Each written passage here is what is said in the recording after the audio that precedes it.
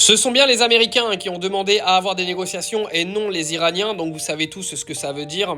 Donc là, on est dans les alertes info du 14 avril et c'est bien les États-Unis qui ont fait des demandes de négo. Et quand il y a un pays qui fait des demandes de négociation, c'est souvent ce pays-là qui est en difficulté.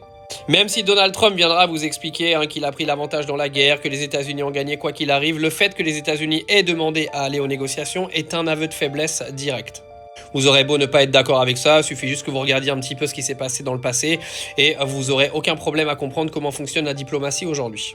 Alors, le blocage américain, il a commencé. Faut savoir que le blocage américain, il a pour but d'étouffer l'économie iranienne parce qu'en soi, eux, les Américains, ne sont pas tant dépendants que ça de ce qui se passe au niveau du détroit d'Ormuz, mais l'économie mondiale l'est. Donc, quoi qu'il arrive, il va y avoir une répercussion sur les habitants des États-Unis qui vont devoir payer plus cher à la pompe, par exemple.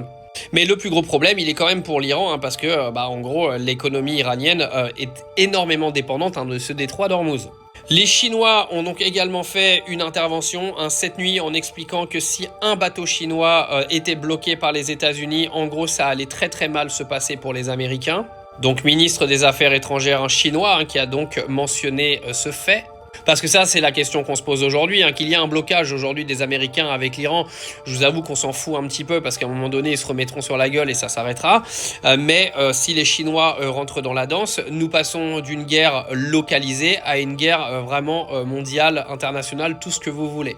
Les Chinois ne se laisseront pas soumettre par les États-Unis de Donald Trump, qu'ils ne respectent absolument pas au passage.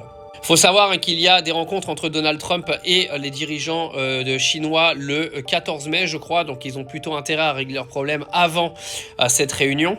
Au passage, le Pakistan a donc expliqué que malgré le fait que personne ne soit arrivé à des accords pendant les négociations du week-end dernier, ils sont encore aujourd'hui en train de discuter. Il y a des visios qui sont faites entre les deux pays pour essayer de trouver une solution. Je pense que les Américains sont en train d'essayer d'ajuster leur offre à chaque fois. De toute façon, que les choses soient claires, il n'y aura pas de blocage total de la fabrication de nucléaire en Iran. Je ne crois absolument pas que l'Iran cédera là-dessus. L'Iran cédera peut-être sur le fait qu'ils vont arrêter pendant une certaine période donc l'enrichissement d'uranium, etc. Mais par contre, jamais de la vie ils ne signeront des négociations qui font que définitivement ils arrêtent. Et si jamais ils le font sur une période définie, c'est sûr qu'il y aura une suspension des sanctions économiques qui ont été prises contre l'Iran. Donc quoi qu'il arrive, l'Iran de toute manière repartira de cette guerre avec des choses qu'elle n'avait pas avant la guerre. Donc l'Iran sera clairement le grand gagnant de cette guerre.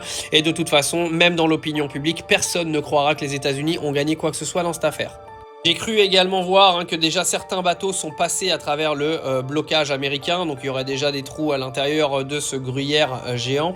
Mais en tout cas, les amis, une chose est sûre, en ce 14 avril, il vaudrait mieux pas que les Chinois se pointent au niveau du blocage et que leurs bateaux soient arrêtés.